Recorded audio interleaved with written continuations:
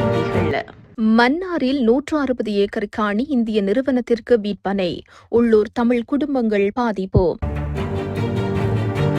மஹிந்த கோட்டாபயவிற்கு விடுக்கப்பட்டுள்ள எச்சரிக்கை. ஞானசார தேரருக்கு ஜனாதிபதி பொது மன்னிப்பு வழங்க வேண்டும். இந்து சம்மேளனம் கோரிக்கை. பேருந்து சில்லில் சிக்கி பரிதாபமாக பலியான 10 வயது பாடசாலை மாணவி.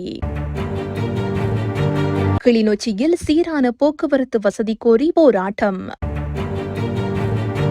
குறைந்த வருமானம் பெறுபவர்களுக்கு வீட்டுத் திட்டம் வெளியான மகிழ்ச்சி தகவல். நடுவானில் திடீரென குலுங்கிய விமானம், பயணி ஒருவர் உயிரிழந்ததுடன் மேலும் 71 பேர் காயம். மன்னார் நடுக்குடா பகுதியில் உள்ள தமிழர்களின் குடியிருப்பு காணி உட்பட 160 ஏக்கர் நிலம் மணல் அகழ்விற்காக இந்திய நிறுவனம் ஒன்றுக்கு விற்கப்பட்டுள்ளதாக தகவல்கள் வெளியாகியுள்ளன.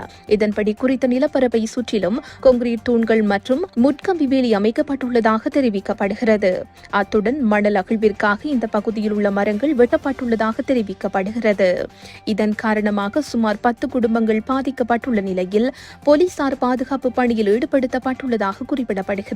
உத்தியோகபூர்வமாக இல்லாத போதிலும் பலாலி சர்வதேச விமான நிலையம், பல்வேறு வேலை திட்டங்கள், படகு சேவை ஆகியவற்றை ஆரம்பிக்கப்பட்டதன் மூலம் இந்தியா வடக்கு கிழக்கில் தமது கால் தடத்தை படிப்படியாக பதிவு செய்து வருவதாக தெரிவிக்கப்படுகிறது. படைவீரர்களை பாதுகாத்தல், தேசிய சொத்துக்களை பாதுகாத்தல் போன்ற பணிகளை முன்னெடுக்க தவறினால் ஸ்ரீலங்கா பொதுஜன முன்னணியின் எதிர்காலம் கேள்விக்குறியாக மாறும் என எச்சரிக்கை விடுக்கப்பட்டுள்ளது. தேசிய ஒருமைப்பாடு ஒன்றியம் என்ற தேசியவாத அமைப்பு கடிதம் ஒன்றின் மூலம் இந்த எச்சரிக்கையை விடுத்துள்ளது. குறித்த கடிதத்தில் தேசத்தை பாதுகாப்பதற்கு அர்ப்பணிப்புகளை செய்த படை வீரர்கள் தொடர்ந்தும் பாதுகாக்கப்பட வேண்டும். படை வீரர்களுக்கு எதிராக நடவடிக்கைகள் தொடர்பில் மஹிந்த, கோட்டாபய ஆகியோர் மௌனம் காத்து வருவது அதிர்ச்சியையும் ஏமாற்றத்தையும் அளிக்கின்றது. போரின் பின்னர் படை வீரர்களை பாதுகாப்பதற்கான திட்டங்கள் வகுக்கப்படவில்லை. அரசியல் இருப்பிற்காக தேசியவாத சக்திகள் வழங்கிய ஆணையை உதாசீனம் செய்யக்கூடாது. முன்னாள் அதிபர்களான மஹிந்த, கோட்டாபய மற்றும் மொட்டு கட்சி ஆகிய தரப்புகள் படை வீரர்களை காட்டிக் கொடுக்க கூடாது.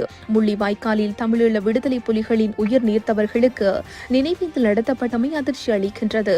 இந்த நிகழ்வில் சர்வதேச அரசு சார்பற்ற நிறுவனங்களின் பிரதானிகள் பங்கேற்றதாகவும் இந்த விடயத்திற்கு கோட்டாபய, மஹிந்த உள்ளிட்ட தரப்புகள் எதிர்ப்பை வெளியிடவில்லை என்பது அதிர்ச்சி அளிக்கிறது. படை வீரர்களை பாதுகாத்தல், தேசிய சொத்துக்களை பாதுகாத்தல் போன்ற பணிகளை முன்னெடுக்க தவறினால் ஸ்ரீலங்கா பொதுஜன முன்னணியின் எதிர்காலம் கேள்விக்குறியாக மாறும் என குறிப்பிடப்பட்டுள்ளது.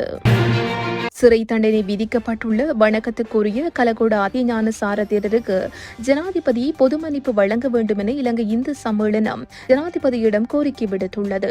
ஜனாதிபதி ரணில் விக்ரமசிங்கவுக்கு அனுப்பி வைக்கப்பட்டுள்ள கடிதம் ஒன்றின் மூலம் இந்த கோரிக்கை விடுக்கப்பட்டுள்ளது. ஞானசார தேரரை பலர் தவறாக புரிந்து கொண்டுள்ளனர் எனவும் அந்த கடிதத்தில் சுட்டிக்காட்டப்பட்டுள்ளது. ஞானசார தேரரின் ஜனநாயக குரலை முடக்கும் நோக்கத்துடன் அரசாங்கத்தின் சில ஜனநாயக அமைப்புகளால் அறியப்பட்ட மற்றும் அறியப்படாத கூறுகளால் அவர் தவறாக புரிந்து கொள்ளப்பட்டுள்ளார். மேலும் ஞானசார தேரர் முன்னெடுத்துள்ள சேவைகளையும் ஜனாதிபதிக்கு அனுப்பியுள்ள கடிதத்தில் பட்டியலிட்டுள்ளனர். அந்தந்த மத நம்பிக்கைகளை பின்பற்றுபவர்கள் மத்தியில் சமாதானத்தை நிலைநாட்டவும், நாட்டின் பொருளாதாரம், சமூகம் மற்றும் ஆன்மீக தளங்களை அளிக்கக்கூடிய முரண்பாடுகளை இல்லாதொழிக்கவும் ஞானசார தேரர் பாடுபட்டுள்ளதாக அந்த கடிதத்தில் மேலும் தெரிவிக்கப்பட்டுள்ளது. இதேவேளை ஞானசார தேரருக்கு எதிராக முன்வைக்கப்பட்ட 2 குற்றச்சாட்டுகள் தொடர்பில் கொழும்பு மேல் நீதிமன்றம் அவருக்கு 4 ஆண்டுகள் கடூழிய சிறை தண்டனையும் 1 லட்சம் ரூபாய் அபராதமும் விதித்திருந்தது. 2016 ஆண்டு கொழும்பில் நடைபெற்ற ஊடகவியலாளர் மாநாட்டில் கோரகல பள்ளிவாசல் தொடர்பில் ஞானசார தேரர் தெரிவித்த கருத்து தேசிய மற்றும் மத நல்லிணக்கத்திற்கு பங்கம் விளைவித்ததாக தெரிவித்து இந்த வழக்கு தொடரப்பட்டிருந்தது. புதிய கருவாத்தோட்ட பிரதேசத்தில் தனியார் பேருந்து ஒன்றில் சில்லில் சிக்கி பாடசாலை மாணவியொருவர் இன்று காலை துரதிருஷ்டவசமாக உயிரிழந்துள்ளார். மல்கொல்ல படிதாவல பகுதியைச் சேர்ந்த 10 வயதுடைய பாடசாலை மாணவியே இவ்வாறு உயிரிழந்துள்ளார். புதிய கருவாத்தோட்டம் போலீஸ் பிரிவுக்குட்பட்ட உடகின் தென்ன பிரதேசத்தில் பேருந்தில் இருந்து இறங்கி குறித்த பேருந்துக்கு முன்னால் வீதியை கடக்க சென்ற போது இந்த விபத்து இடம்பெற்றுள்ளது.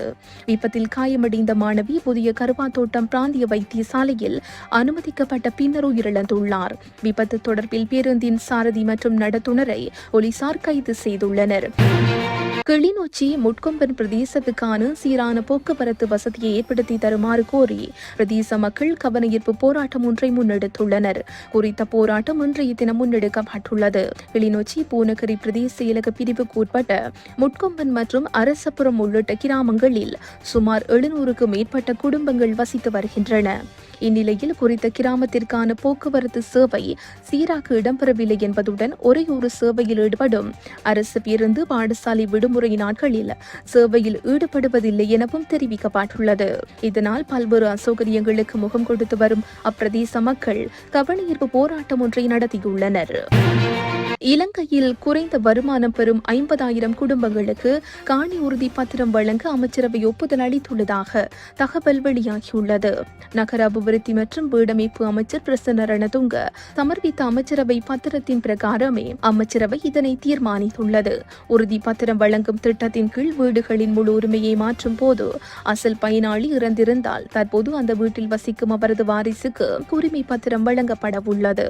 இதேவேளை வீட்டு உரிமையாளருக்கு நோட்டரி கட்டணம், முத்திரைகள் மற்றும் உரிமை பத்திரங்களை வழங்கும் போது ஏற்படும் பிற வரிகளில் இருந்து விலக்கு அளிக்கவும் அமைச்சரவை ஒப்புதல் அளித்துள்ளதோடு அதற்கான நோட்டரி கட்டணம், முத்திரைகள் மற்றும் பிற வரி திரைசேரியினால் ஏற்கப்பட வேண்டும் எனவும் குறிப்பிடப்பட்டுள்ளது. 2024 ஆண்டு வரவு செலவு திட்ட முன்மொழிவுகளின் ஊடாக நகர வீட்டு உரிமையின் கீழ் குறைந்த வருமானம் பெறும் 50,000 வீட்டு உரிமையாளர்களுக்கு வீட்டு உறுதி பத்திரங்களை வழங்க ஜனாதிபதி ரணில் விக்ரமசிங்க முன்மொழிந்துள்ளார். இது தொடர்பில் அமைச்சர் பிரசன்ன ரணதுங்க கடந்த ஜனவரி 4 அமைச்சரவை பத்திரத்தை சமர்ப்பித்திருந்த நிலையில் சட்டம் அதிபர் தனது அவதானிப்புகளை முன்வைத்து உறுதி பத்திரங்கள் வழங்கும் போது அந்த வீடுகளில் வசிக்கும் ஒரு தரப்பினருக்கு பாதகம் ஏற்படலாம் என தெரிவித்துள்ளார். இந்த வீடுகளில் வசிப்பவர்களில் சிலர் ஏற்கனவே டிசம்பர் 31 முதல் நிலுவைத் தொகையை செலுத்தியுள்ளனர். எனினும் சிலர் செலுத்தாத காரணத்தினால் உரிய நேரத்தில் உரிய வாடகையை முழுமையாக செலுத்தியவர்களுக்கு இந்த பாதகம் ஏற்படக்கூடும் என சட்டம் அதிபர் தனது அவதானிப்பின் மூலம் சுட்டிக்காட்டியுள்ளார். இதன்படி கடந்த ஏப்ரல் மாத இறுதியில் சட்டம் அதிபரின் அவதானிப்புகளை கவனத்தில் கொண்டு அமைச்சரவை பத்திரத்தை சமர்ப்பித்த விடயத்துக்கு பொறுப்பான அமைச்சர் பிரசன்ன ரணதுங்க டிசம்பர் 31க்குள் வாடகை செலுத்திய வீட்டு உரிமையாளர்களுக்கு பத்திரங்களை வழங்குவதற்கு முன்னுரிமை வழங்க முன்மொழிந்தார். மேலும் உரிய காலத்துக்கான வாடகையை செலுத்தி பிறருக்கு உறுதி பத்திரங்களை வழங்கவும் முன்மொழியப்பட்டது. இந்நிலையில் குறைந்த வருமானம் பெறும் வீடுகளின் முழு உரிமையும் மாற்றப்பட்ட பின்னர் அந்த அடுக்குமாடி குடியிருப்புகளின் பராமரிப்பு பணிகள் கூட்டு ஆதன முகாமித்துவ அதிகார சபையினால் நியமிக்கப்பட்டு கூட்டு ஆதன முகாமித்துவ கூட்டு தாபனங்களுக்கு மாற்றப்படும். இதற்காக நம்பிக்கை நிதியம் ஒன்றை உருவாக்குவதற்கும் எதிர்பார்க்கப்படுகிறது. இதன்படி 12,230 வீடுகளுக்கு தலா 50,000 ரூபாய் வீதம் 619.5 மில்லியன் ரூபாவை திரைசேரியிலிருந்து வழங்குமாறு அமைச்சர் பிரசன்ன ரணதுங்க அமைச்சரவையிடம் கோரியுள்ளமை குறிப்பிடத்தக்கது. லண்டனிலிருந்து சிங்கப்பூர் நோக்கி பயணித்த விமானம் நடுவானில் திடீரென குலுங்கியதில் பயணி ஒருவர் உயிரிழந்துள்ளதுடன் மேலும் 71 பேர் காயமடைந்துள்ளனர். இந்த அனர்த்தத்தில் உயிரிழந்த பயணி பிரித்தானிய பிரஜை என தகவல் வெளியாகியுள்ளது. லண்டனின் ஹோத்ரோவில் இருந்து நேற்று முன்தினம் புறப்பட்ட சிங்கப்பூர் ஏர்லைன்ஸின் SQ321 போயிங் 777-300ER என்ற விமானமே நடுவானில் திடீரென குலுங்கியதாக கூறப்படுகிறது. இந்த சம்பவத்தால் விமானம் உடனடியாக தாய்லாந்து தலைநகர் பாங்காக்கில் அவசரமாக தரையிறக்கப்பட்டு காயமடைந்தவர்கள் சிகிச்சைக்காக மருத்துவமனையில் அனுமதிக்கப்பட்டனர். இதனிடையே SQ321 விமானம் வங்காள விரிகுடாவை கடந்த சில நிமிடங்களில் அதன் பயண உயரத்திலிருந்து 6,000 அடி தாழிறங்கியதாக விமான கண்காணிப்பு தரவு தெரிவிக்கிறது. விமானத்தில் 211 பயணிகள் மற்றும் 18 பணியாளர்கள் இருந்ததாக விமான நிறுவன அறிக்கையில் தெரிவிக்கப்பட்டுள்ளது. வானிலையில் ஏற்பட்ட திடீர் மாற்றமே விபத்திற்கு காரணம் எனவும் கூறப்பட்டுள்ளது. இத்துடன் இன்றைய பிரதான செய்திகள் நிறைவு பெறுகின்றன. உச்சி மீது வானிடிந்து வீழுகின்ற போதிலும்